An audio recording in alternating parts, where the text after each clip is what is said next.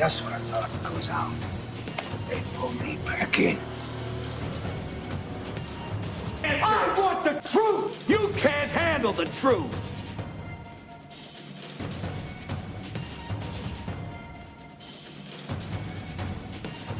Welcome everyone. I'm Paul Everton, the host here at the Truth Table, Season 2, Episode 4. My guest today is John de Herrera, and he's a co-founder of a national group with a judge and a scholar referenced by a Congressional Research Service, and FOAVC. And he's a legal and political activist. And he's come to share. I know a lot of people are trying to figure out ways how we save our country. And you know, it's most of the countries. It's not just Canada, United States. It's, you know, every country in a sense has been captured. And I think John is, you know, doing it the right way and approaching it the right way, legally, peacefully, like a peaceful revolution, by creating a formal discussion. And I look forward to our discussion today on the Truth Table right after this.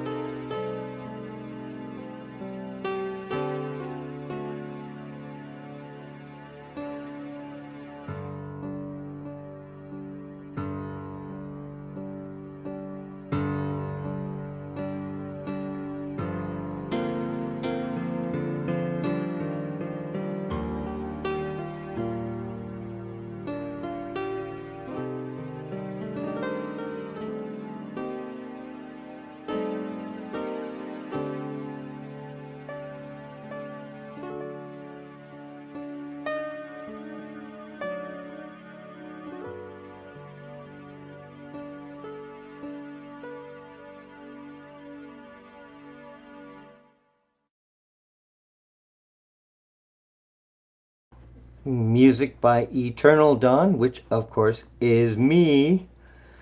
I'd like to bring John in. Welcome, John, to the Truth Table. It's an honor to have you here. You have so much to say about exploring the content and explaining on the issue and the history behind it. And I know you have a lot to say, so I'm looking forward to hearing it for myself and for all our listeners out there. Thanks for having me on, Paul. I really appreciate it. No, I'm honored. So how did you get the lawyer and the scholar involved in this initially? Okay. Yeah, kind of the foundational stuff, because this we really are talking about a movement here. Mm-hmm. There are over 20 million Americans that are now saying yes. And when we started, it was a totally fringe issue. It's not a fringe issue anymore. And so it started. I'm actually a poet artist guy. I have my legal, political activism stuff I do. Mm-hmm. But in the 1990s, I was aware of the writer Gore Vidal, and Gore Vidal was kind of a left person on radio and TV for a long time. And then when 9/11 hit, he started saying Constitutional Convention. He's in his talks. I went to a couple of his talks down at UCLA, and so with the advent of the Patriot Act and all that stuff, he was saying we should have a constitutional convention. And so I found out everything I could about it, and I found a lawsuit that was in the Ninth Circuit, and this was in 2002. And this guy, Bill Walker, who's a Eagle Scout, constitutional scholar type person, his whole life was dedicated to researching the Constitution. And so he had a federal lawsuit in the Ninth Circuit at that point saying, hey, the congressional records show the states have legally satisfied the convention clause in the fifth article. And so I started working with him. We got it to the Supreme Court. And because the title of the suit is Walker versus members of Congress, we were looking at having to print up like 560 documents that were over 800 pages. And that was a little beyond our means at the time. So we put it into the court as a writ of certiorari, which just is a simple question to the court. Look, here's the facts. Does Congress have to call this thing or not? Because in the Constitution, it says, upon the application, Congress shall call a convention. So it's ministerial, right? Non-discretionary. So we took his suit to the Supreme Court. It was denied certiorari, though it did establish a couple things. And then Tom Brennan, who was a former Chief Justice from Michigan, he found out about the suit. And we all got to talking, and we founded Friends of the Article 5 Convention. And that was in 2007. And then from there, those guys are kind of conservative, right-wing guys. I'm a left guy. And so I started reaching out to Larry Lessig at Harvard. And I met him at one of the Daily Kos things. And so he eventually had a conclave at Harvard in 2011. And also Sanford Levinson was there. And so it was about 400 people at Harvard talking about, hey, what is this convention clause? What does it really mean? You know, what's it all about, et cetera. And so our group represented the position that the congressional records show there's over 500 applications. It's self-evident that Congress should call this thing. And so we went from there, and then Mark Meckler, who was there at that conclave, he founded Convention of States. And Convention of States is a private group, and their position is that, well, we just need all the state applications. We just need those all to be worded identically. And once we get 34 of those, then Congress will be forced to call a convention. And so I told him there, I said, you know what you're going to end up doing? You're going to get one legislature to pass your resolution one session, and then the next session they'll rescind it, and you're just going to be playing whack-a-mole. And that turns out to be true. They've been, passing their applications. Oh yeah, we want a convention. Indiana wants a convention. Georgia wants a convention. All these states, and then they get rescinded, and then it's kind of all bound in this academia cottage industry where they say, well, are those old applications valid? Or can you rescind an application? So we've gotten past, I have all the answers to those if you want to hear, but we got past all that. And now Convention of States, although they're telling people we need more applications, they have got a lot of people into the tent. And some of their groups, some of their affiliate groups in different states, there's people actually going door to door right now, sharing the idea of a convention. So that's ongoing right now. And I estimate we're at about 20 million Americans, because Convention of States has about 12. Wolf Pack, Cenk Uygur, they're on the left. They've got about 5 to 7. And then the unaffiliated, probably another 5. So we're over 20 million Americans that, if it was their choice, they would say, yes, let's have this convention. So that's where we are today.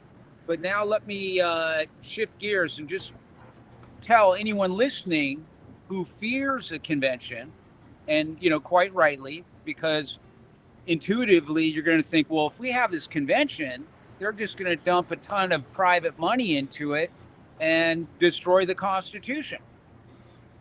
Yeah. That's the decades old fear of Americans, is that if we ever have this convention, they're going to rewrite it. We don't have people smart enough for that type of thing. Yeah. All those types of kind of Indeed. what's that? Indeed. Yeah, I yeah. can. So those Yeah. are I. those are all the intuitive responses. But when you really look at it critically, you realize that all it is just a formal discussion. Yeah. Like you and I right now, we could talk about what amendment to the Constitution would be great for everyone across the Hmm. board, right? We could build that consensus, but that's informal discussion. Yeah. All this convention clause does is, when we finally get that tipping point of Americans to say, no, Congress, we need to have a convention, which we're getting towards right now. Yeah. When they call the convention, all it does is, now we're talking we're gonna go through a process that mathematically will build consensus Mm.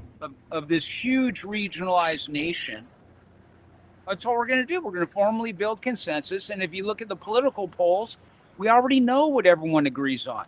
Both the right and Hmm. left say there's too much private money in the public elections. It's Yes. corrupting everything, and that's something that everyone sees and everyone agrees on. Yep. When we go through this process, that's really all we're going to get out of it. That's the only thing that could ever be ratified by 75% of the country.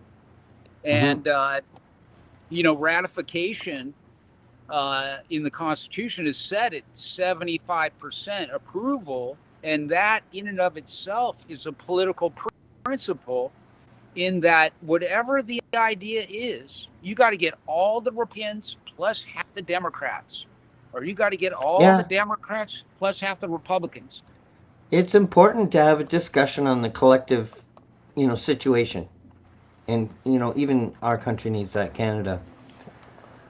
We have big problems here. We have like total communism here, where whistleblowers are accused of medical illness and Kirk Reese. I've had multiple guests that have been forcibly medicated, falsely diagnosed. I mean, it's absolutely frightening. I'm certain that my show's being watched by them as well, just collecting everything I say and just trying to find something. You know, it's a sad thing, and it's not just our countries. It's like it's everywhere. It's all over the world. Britain, you name it. I mean, they're all, they've all been usurped and just become very dark. But at least what you're doing is having a discussion formally, and that's important. It's legal, it's formal, it's respectful, and it's Yep. collective, and Yep. that's important. That's what we need here as well. Well, I don't know, because I've done a few podcasts, and a couple of them came through Robert Frederick. Have you ever had Robert Frederick on your show? I have not. He talks about Sir Francis Bacon and Shakespeare. No, I Uh, haven't. well, real quickly, just because it will help fortify what we're talking about. So he's, went into the issue of the authorship question of Shakespeare, and as most people know, that's been a discussion forever. Like, did this guy from Stratford really write all these plays? Hmm. And so what he has discovered, or rediscovered really, because at the turn of the last century, the 1900s, this was all pretty much popular conventional wisdom to people then, that Yep. it was Sir Francis Bacon who wrote the plays. And so Sir Francis Bacon was also the guy who supercharged Freemasonry, and he goes into all the stuff about the British Empire and how wherever the British Empire went, there were Mason lodges. And so when you say that Canada, Britain, any other, we're all kind of locked Yep. into this horror show. I Yep. mean, we're having our noses rubbed in it every day, Yep. and it's, you really have to be careful and find a way to decompress from that. But Yes. yeah, but but the point is that what you articulate objectively is we are locked into this Freemasonic thing that Mhm. that has an end game. It's Yes. it's not done yet, but and it's headed somewhere. Yeah, like King Charles has a countdown clock that goes to zero at 2030. So that's pretty nefarious and dark. Right, right. That's part of the nefariousness, if A that's a word. timeline. Yeah, they know their time is short. They better get it done, or the people are going to rise up, and Hmm. so on that point, the people rising up. A lot of people, there's a lot of people in this country like, I got my guns, I got my ammo, come and get me if you want. They've got that attitude. I'm sure there's probably tons of Americans that are like, okay, we see the writing on the wall. If it comes Hmm. down, we got our community secured. But Hmm. if you look at it objectively, if they do, they do a false flag, they call martial law, is the end game. Uh, if they do that, yeah, there'll be pockets of war, etc. But the powers that be have got it all dialed in. It's not a mystery. They probably have a profile on every single individual on the planet, Oh, yes. and so what we have here is we have a chance before the clock runs out. This is, we're in 2026, so we've got a couple, 2 solid years here before Hmm. 20, to really make this happen. But uh, when when when you get a tipping point in any society, uh, the idea automatically spills over into the population at large. So I believe we're at the tipping point, but we're at this point where there are still people that are afraid, that are saying, "Oh my, you're talking about rewriting the Constitution with that thing," and they just, you know, they walk away. But Yep. Yep. so we're at this point now where if you are looking for something to do positive in the face of all this, the first thing, of course, would be to go to the website. Uh, Bill's got a number of incredible essays there. There's a whole bunch about how this clause even came about, um, and Hmm. uh, and a lot of history about the Supreme Court rulings over the years. In fact, there was one Supreme Court ruling that said the convention clause is discretionary, that it's a political question, and Congress gets to decide if we ever have a convention, which, of course, flies in the face of the spirit and the letter of the law, which is actually, it was the very last Federalist paper written by Hamilton, Federalist 85, and it was the final argument to the Americans then of why we should adopt this new form of government. And the very last argument is, look, if anything goes wrong, we have the convention clause. If 2/3 of the states apply, it's just based on a numeric count. It's not based on same subject. It's not based on contemporaneity. Uh, and and so basically, the spirit of the law is that when things go south on the people, it's the right of the people. It's the ultimate right of the people to say, time Yep. out. time out. We got to talk about this. And so that's where we're at. It's 2026. There's people going door to door right now. The one thing you could do, another human being being cognizant of it and what it entails, just that in and of itself has to be important.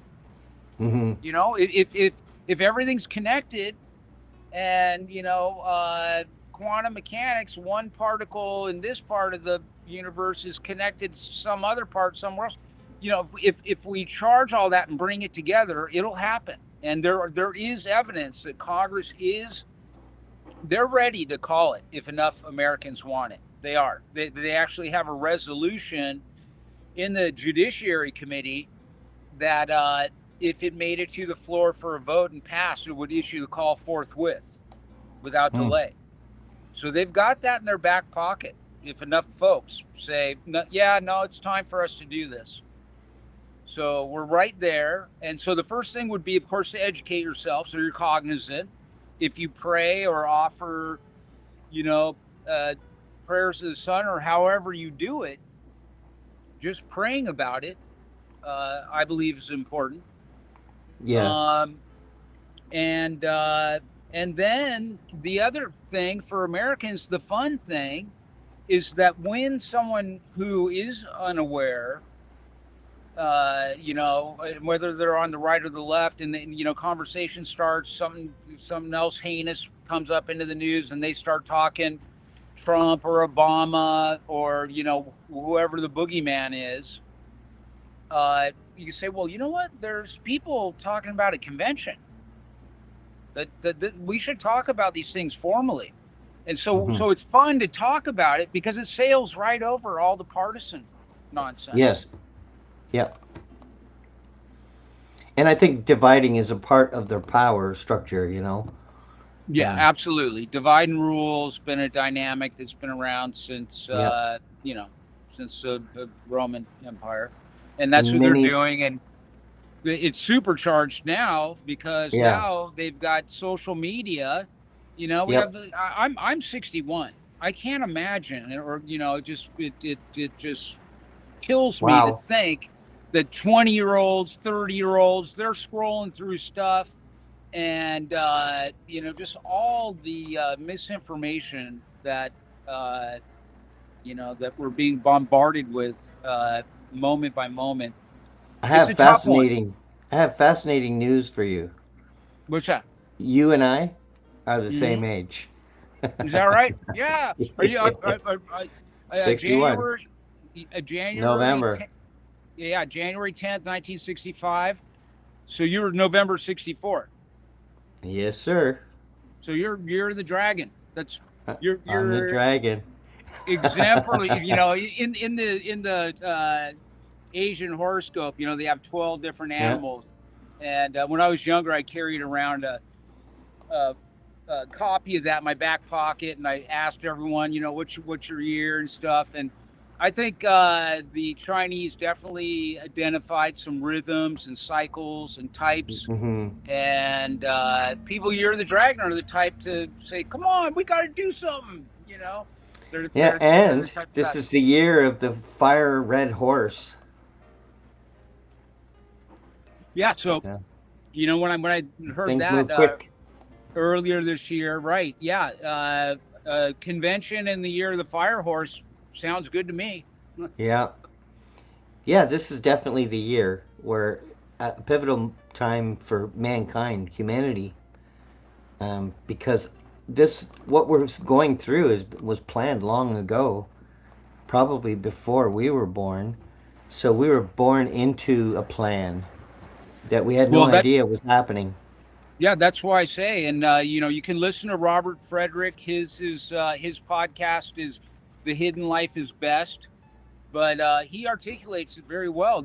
What we're born into is this giant trap with a bunch of Freemasons at the top of the pyramid, making sure that certain wars, other wars don't. It's just so it is. It really based on of course, I'd want anyone to find out for himself, but to me, it's very clear that that's why things haven't changed. You know, here we all are for a solid 10 years now, right? Hmm. AI's now coming on and stuff, and we're still stuck here. That's Hmm. obviously, you know, there's something being perpetuated upon us, and Yeah. the forces that are doing that, they don't talk about a convention. Yeah, I mean, we could have flying cars and free energy, and Free you know, energy, you we know. should be evolving, but they've Right. done everything to go in the reverse direction, and now they're in the schools, infecting the innocent minds of children. Well, I'm a credentialed educator here in the state of California, and I've been a substitute teacher.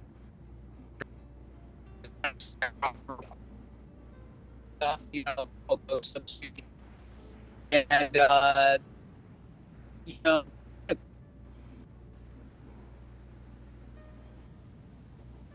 where and we were talking, and a word came up. I go, "Oh, let's get the dictionary. Let's look that up." And we looked around for a dictionary. There was no dictionary in the classroom.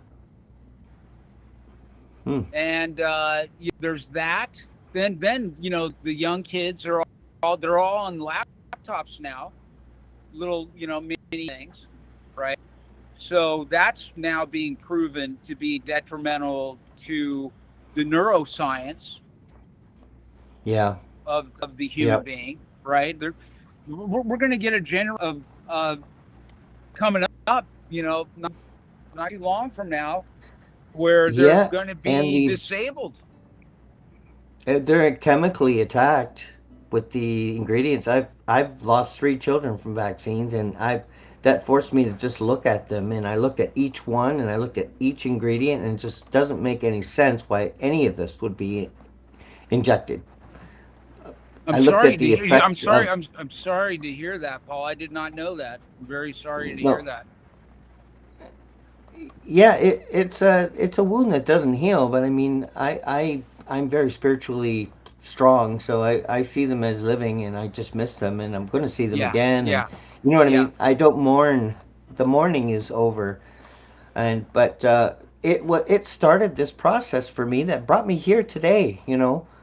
I looked at the ingredients and I said, you know what? Only the devil can think of this stuff. Even the chemtrails, I did water samples, and only the devil would think of this ingredients.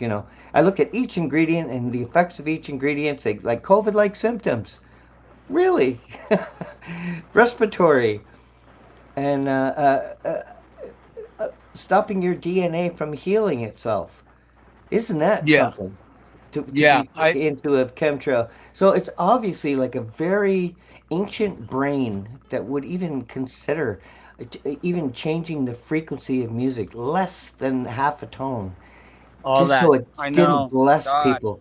The music you hear in the background is my music, and it's in 432. It's an original.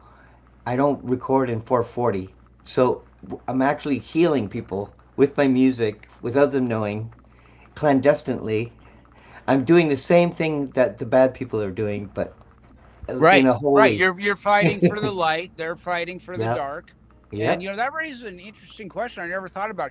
Has anyone said, "Hey, we're going to do all our music in the harmonious frequency"?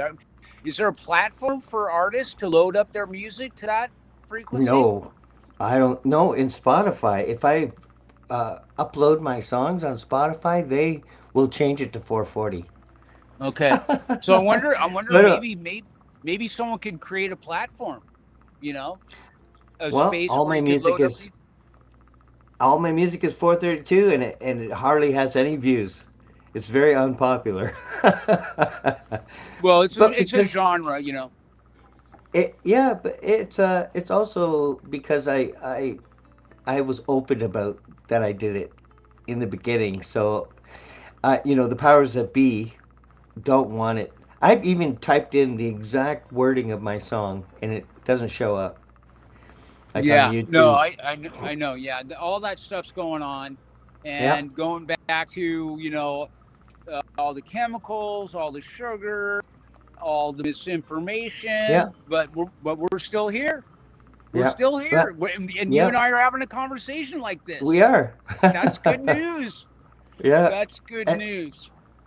yeah, we it's the lack of fear is what's important. It's not to let them engulf you in fear, because we weren't born to fail. We were born to struggle and to overcome and to Well, grow. I go back to the Hopi saying Oh, yes. The Hopi cosmology is the reason we're here is to make joyful sounds and joyful movements. That's why we're here. That's why I'm here. Absolutely. And to tell the truth and to show the Yeah, truth. yeah. Well, And I I think, guess joy comes out of truth, right? yep, yep. There's definitely peace in it. You Yeah, know, yeah. there's Because peace in the truth. you And know, we because know we're our enemy. We know our enemy. And, it's people like yourself that help to show ways to deal with this, and in a positive way, in a constructive way, not protesting and, pitchforks and yeah, because that clearly doesn't work anymore. And in fact, no. the one here. They have the indivisible group, which is cropped up with the advent of the Trump administration. And so they've rallied tons of people on the left to get out there, say no kings and all these things. I've reached out to their admin a number of times to say, hey, guys, Trump is not the problem. He's a symptom. We Right. need to formally discuss the problem. But even those Yeah, groups, they're set up by the same forces, and they just kind of exactly. corral us and then pump us Yeah. full of fear, like you say. They've got they're doing what they can every moment of the day to keep us afraid. And But I would think that some of them are, under threat even, yeah, you I, know. I would You, I would think so too. And I think mhm. I've had evidence over the years that someone signed a piece of paper, now they're locked in, Right. and if they go off script, they might not wake up. Mhm. So I'm sure that's going on. Yeah, I believe that it's probably in most countries too, where there's money involved, or video, or Epstein files, or there's all kinds of different ways to compromise, someone. And plus, a lot of them love the power, you know, There's but that, right? they're appointing the judges, so that doesn't help us Right. No, either. they're racing towards the end game, and Yes. those folks that are the hood ornaments for it. Yeah, some of them it's the money. They get a nice amount. Others it's the power. Others it's the power and the money. Oh, Uh, absolutely. but it's like that scene from The Matrix where the bad guy says, "Okay, I want to be able to have a steak dinner every night," and Yep. so as human, fail in that choice, which you could say, Hmm. they're a product of their environment because they're just ignorant. If they knew that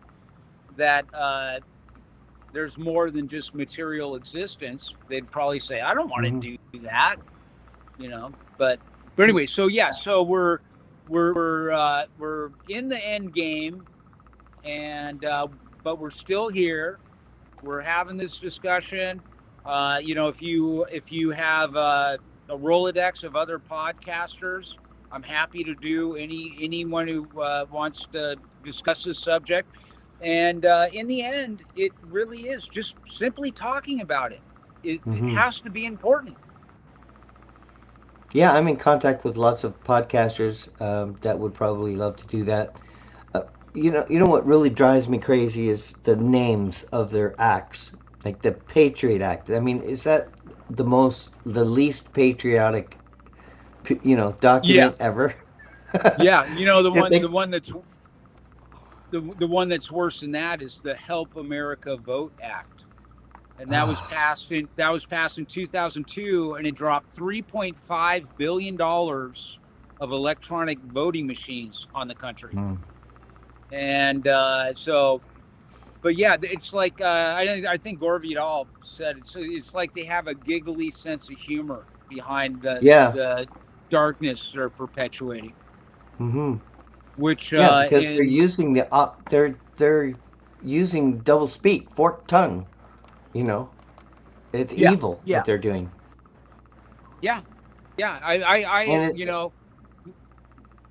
I was hoping Trump would end the Patriot Act.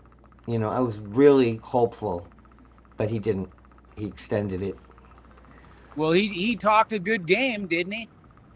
Oh Right? yes, he He did. talked a good game. You know, in his first administration, when he was all about, oh, we're gonna the Lock her up. corruption of the Yeah, Clinton administration, drain the right? He's swamp. even saying there on his stage, right, saying, "Oh, Hillary, you're going to jail." That stuff, and he also, at the advent of his first advent, said, "Oh, it's time to drain the swamp." Yep. And draining the swamp means holding a convention to propose an amendment that the swamp won't propose. So, Yeah. you know, so are you telling me that Trump was not intelligent enough to see that, or not intelligent enough to do the thing? He's obviously part of the game, and he's their Yep. star player because Oh, he's yeah. leading the global Yep. reorientation away from the rule of law, right? And Him and Putin. yeah, I think he's fully aware that he's the chosen one Yeah, of the. they probably built that into his head, and Absolutely, he fully believes it. He's he out to does. lunch, He does. and Yeah, he's got Apollo drawings on his penthouse, and you look down from his penthouse. There's 7 crevices, so 7 hills. And you look down, and it's a pyramid of 666 of trees. It's like a invocation. It's like a spell. His building, the Trump Tower in New York, is like a spell, a perpetual invocation of power over you, which is the upside down triangle, which is what it represents. And but when he looks down from his penthouse on top of the building, the pyramid is upwards, but only he sees it. So it's yeah. just So incredible. 1983, he built that, and so he's known a long time. yeah, so he's is well, if there is someone like that, and there is, and you had the power to lock them down and make them understand what they're doing, what they've been doing. Mm-hmm. It's the convention. People like him, and the people behind him, and the people who are coming up after him. The last thing they want to hear is this unique sovereign power that still resides in the people. If it comes together in a convention, it doesn't matter what building they built for themselves. Yeah. Yeah, the building to me is a spell. It's magic. Even Obramovic, what's her name? She called Trump the great magician. Yeah, what's She's that? been, Is it a Brab? Gosh, I'm forgetting her yeah, name, she but works for Zelensky. right. She works for She's been kind of in the arts cultural world. She's Yep. been kind Yep. of their the front. Yeah, she works for Uh, Zelensky, of all yeah, people. yeah. So, so another thing that anyone could do is, upon being educated about it, um, put a Google alert. You have a little Google alert, so anytime something pops up on the internet, you can look at it and put in Article 5 convention, and you'll see editorials around the country popping off every week or every other week, where someone will be saying, "Hey, we should do this convention," or other people saying, "Well, we can't do the convention. It's going to destroy the Constitution. So one of the things you could do is just log on, post a comment, and say, oh, this idea of a convention is exactly what we need. We have to talk about our collective situation, and just making positive comments. That can matter. If you know anyone that's done well for themselves, my idea, and it's another aspect that I am working on this, but there have been 2 student conventions so far this year. This is where a college campus will hold a mock convention.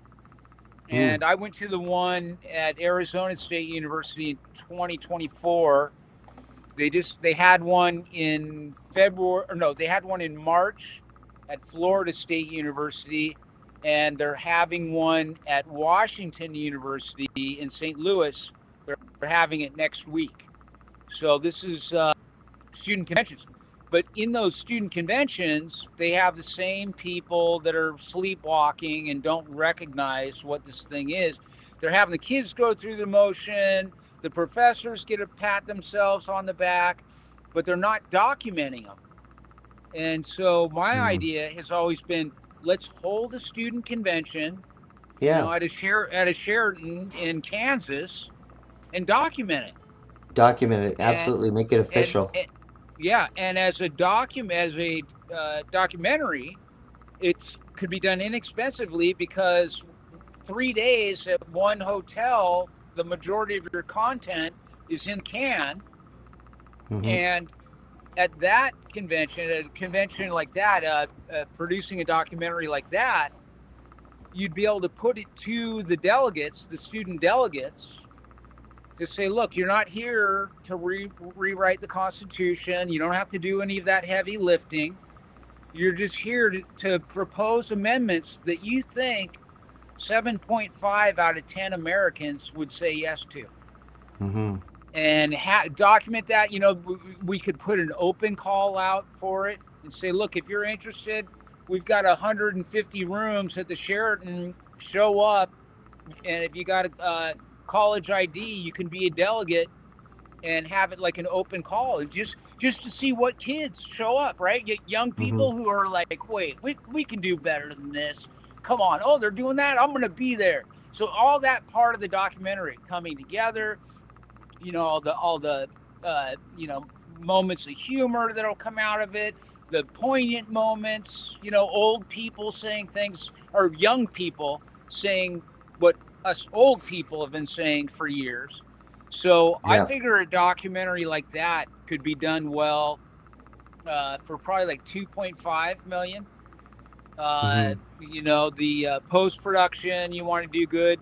If you had, if it got to that point, you could reach out to some well-known rock bands and say, look, we've made this documentary. Would you guys be interested? Could we put your song on the soundtrack?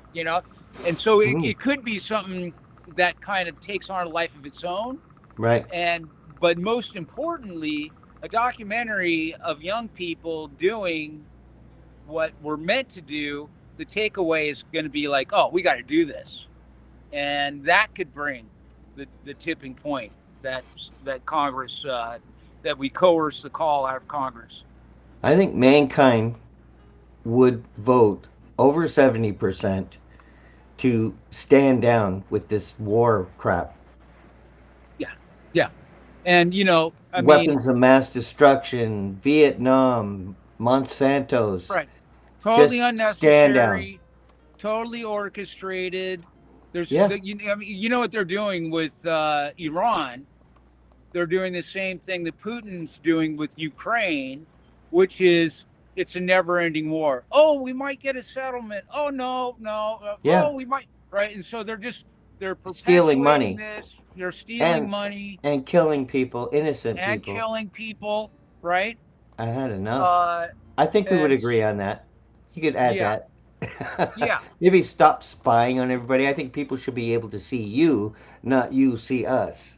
Right. There's so much common sense, the way things ought to be handled with technology that we've come into at this late date.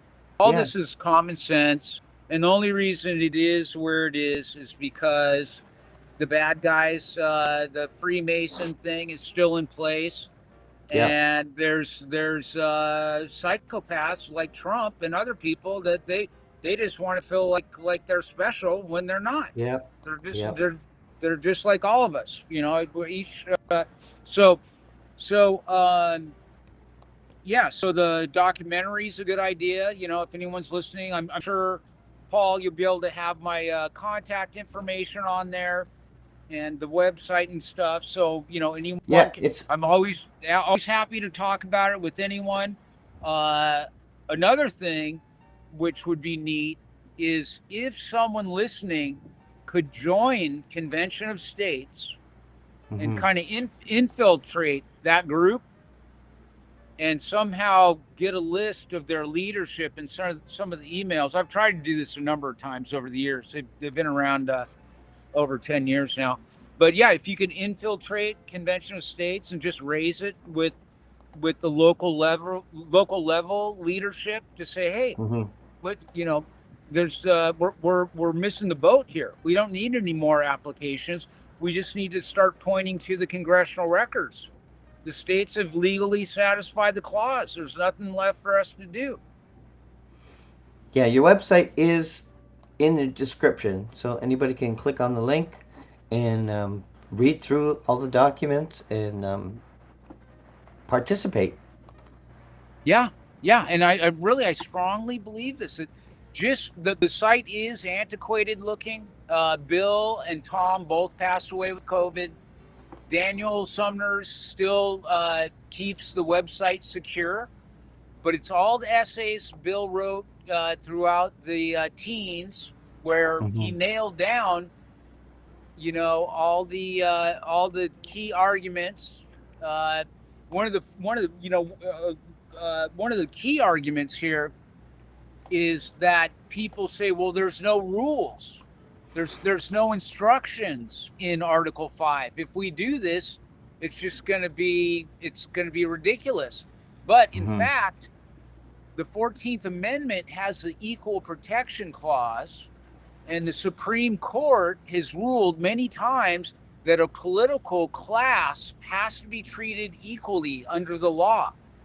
And Mhm. in this case, because a member of Congress and a Article 5 delegate are the only two individuals that can formally propose an amendment, they have to be treated equally as a class. And what that Mhm. means is that anything that a member of Congress has to go through to obtain that power, so to do the delegates. So, like, for instance, if a member of Congress has to be elected, well, guess what? So do the delegates. If quorum for Congress is 26 states, you got to Mhm. have 26 states for quorum for the convention. Uh, if Congress proposes an amendment, it has to pass Congress by 2/3. Same thing for Mhm. the convention. So when people, it's a myth, and you know, I know people have had this drummed in their head for many years, so it's totally understandable people believing it. But the truth is that the convention is not a concept; it's a process with Yeah. checks and balances, just like any other federal process. So there are rules to this, Yep. and the biggest, most important rule is the rule of practical politics, which means that when we actually get all these 50 delegations together, these people are not going to be there, start throwing chairs and start throwing F bombs and saying, you know, highly partisan things. They're going to Mhm. say, "Hey, no, we're here. We made it, and okay, what can we put forward that has a good chance of getting 75% of the states to say yes to it?" Mhm. So that's a big rule to the convention. People think it's just going to be chaos. No, when we get 50 delegations there, you're not going to want to stand up in front of the country and at that point, you know. And then another interesting thing to this too is, you know, a lot of people say, well, the Koch brothers, Alec, all these heavyweight right-wing groups are the ones pushing this, they'll take it over. But then Mm-hmm. if you examine that critically, you realize, okay, well, what could the Koch brothers or corporate interests, what could they propose as an amendment that 7 out of 10 Americans are going to say yes to? Mm-hmm. Nothing. Actually, the convention itself is a litmus test, because you'll be exposed for who and what you are by what you're wanting to Yeah, propose. exactly. Yep. So that Now that that rule, yeah, I'm yeah. concerned Go ahead. that they're bombarding humanity with uh like masks and fake, like, look at this right here. This is actually on the news. And look at his neck. I mean, is he's wearing a mask? It could be as bad as that. I mean, I know that notion that a lot of these actors are not human. That could be true. I don't have any direct evidence of it. I've never seen a UFO or an alien. I've never seen a ghost, for that matter. It's Uh, insane. but I can see how it is. It is highly likely, and I wouldn't be surprised that, yes, there are individuals walking around that aren't what they look to be. Well, it looks like he's just wearing a mask that stops at his neck, and he didn't cover it properly. And you can see his actual real neck moving as he's speaking. It's just that I just can't believe they're doing this. Like, what does it matter what he looks like? It's a message, right? Whatever he's saying is what's important. Like the fact that he's wearing a mask and openly trying to be deceptive in Yeah, their media. It's just disgusting to me that they think we're yeah, that stupid. yeah. Well, I think as we have gotten this far to 2026, Hmm. there's a lot of evidence that the vibrational frequency of the planet, the Schumann resonance is what a lot of people, that's been changing. And so if that's been changing, it means that our consciousness is expanding with it. And so Yeah. this is kind of like a thriller, a movie Yeah. where we're the good guys. The good Yeah. guys. We're all saying, "Hey, we're waking up." Hey, Yeah. and Everybody look at my the neck. See my neck? Hmm? he's real. Look, it's an Yeah. Adam's apple. Yeah. So it is. We're in this Good. really fascinating time, and I've been talking about it for over 20 years now. I Hmm. over these 20 years, and it actually kind of funnily, uh, at the beginning of your podcast, you have the Godfather clip. Just when I thought I was out. Yeah, and so I feel that, because over the last 20 years, there's been 3 separate times where I said, "Dude, you've destroyed friendships, family relationships over this, and you got to Yeah. stop talking about it," right? And I said, "All right, Yeah. done." But then, like a year later, someone will come on the scene. I'm like, "Oh my god!" So, but I used to look at it like that, but now I look at it like this is important. It's exciting. The groundwork is already done. All the Hmm. heavy lifting is done, Yeah. and we're still here. Yep. No, I agree. I'm doing another series. This is season 3, but I'm also doing a special series until July called Raising Frequencies. So perhaps you Nice. might want to come on one of those shows and Sure. talk Absolutely. about. Yeah, I think that would be interesting topic as well. And Yeah. Another in relation to that, do you know Jesse Howe? I do. Yeah, Jesse. I was on Jesse's before he got canceled this most recent time. And Well, Jesse's a regular he's guest on Raising Frequencies, so you might want, and okay. he's Yeah, yeah. and yeah, so you have to come on. Jesse. Yeah, Jesse was very responsive. This was a couple years ago, so it might have seemed a little more outside his wheelhouse. But Mhm. we had the idea of getting some of the respected people, thought leaders, get them all on the same podcast and Yep. just have a powwow. I mean, even that would be powerful. Yeah, well, that's exactly what Raising Frequencies is. All the guests on that show have an open invitation to come on any of the following shows. So once you come on, it'll be the same link for you. And if you're interested in joining one of the shows, you're Oh welcome yeah. to just pop in. So Okay, because so are we? it's only a I'll get short that. series, eh? For Okay, till yeah, I'll July. get that information. Yep. I'll give you the I'll link get that, too. and I'll definitely. I'm always happy to pop in and add anything to the Hmm. discourse.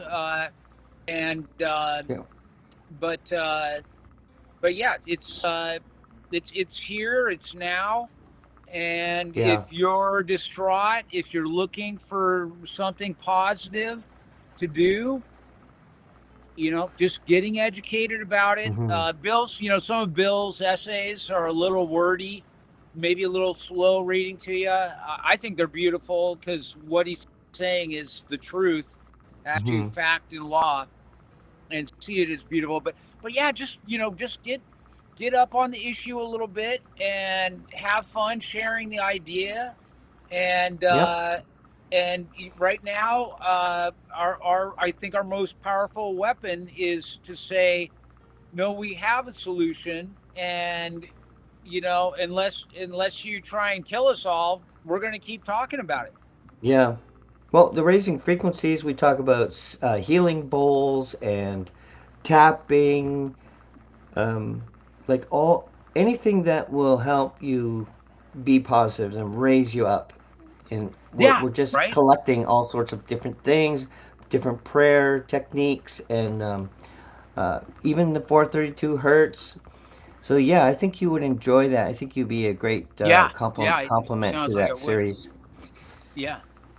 But I do have the link here, and I appreciate your time and thank you so much for coming. And we could probably go for hours and hours and hours, and Yeah. perhaps you'll come We could. back again. I could keep going, but we'll leave it short. I'll get on some of those others, and we'll talk more about Yes, Article 5 and absolutely. other stuff. Yep. I am an artist, and so my orientation towards the world is to try and bring Yeah. beauty and good vibrations, and Hmm. going back to the Hopi, joy. That's But why we're here. I would also like you to come back in season three when you have some new information on your process right now, and Right, to update people and to in case there's new links or anything like that to right. update people. Updates. And let me know, and we'll book something right away. And Okay. any Yeah, final words? yeah. Just thanks so much for you being who you are, and you know, uh, my condolences to what you went through in COVID. But I guess the silver lining is that that experience uh, gave you some inner fire to do what Hmm. you're doing, For sure. and they are still here, and they They are. are proud of you. They are looking down, and so yeah, so all of us together, we're gonna get through this, Yep. and we're gonna keep on talking about the objective truth. And not gonna give up. On that Not note, thank you so much, you got it. John. I appreciate you. You, Beautiful day my behind you. I wish I was there instead of here. yeah, Have a yeah, great yeah. day, and I'll see you Okay. on Raising Frequencies. I hope Okay, I'll that would be in be awesome. touch with you. I'll send a follow Absolutely up email, and we'll talk a little bit later. beautiful. Thank you, Thank you, Paul. and thank you at home for joining me on the Truth Table. Season 3, Episode 4. John Herrera. And I look forward to an update on his task right now. I think it's very exciting that, it's a very positive way to, dealing with the collective situation, including everyone, and a formal discussion. And I think that's the best way to approach such a sad situation, really, because it's not natural. Mankind is beautiful, and all the things that are happening would never have happened naturally if we were in charge. So hopefully we'll be in charge. They're running out of time. Let's raise frequencies, positive, raising the frequencies. I'll see you on that. I got a show Friday of raising frequencies. So all the previous guests are, of course, welcome on that show. We're going to be talking about tapping, tap, tap, tap, tap. I'll see you next time on the Truth Table. Thanks for joining us.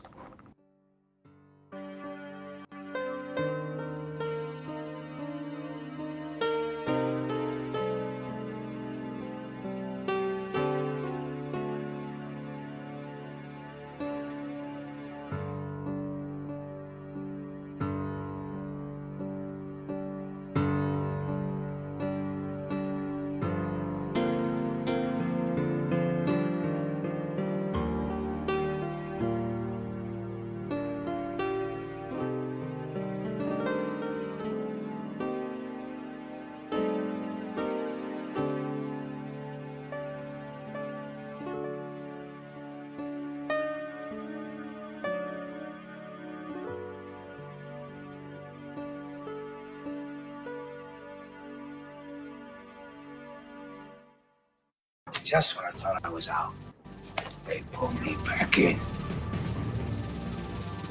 I want the truth! You can't handle the truth!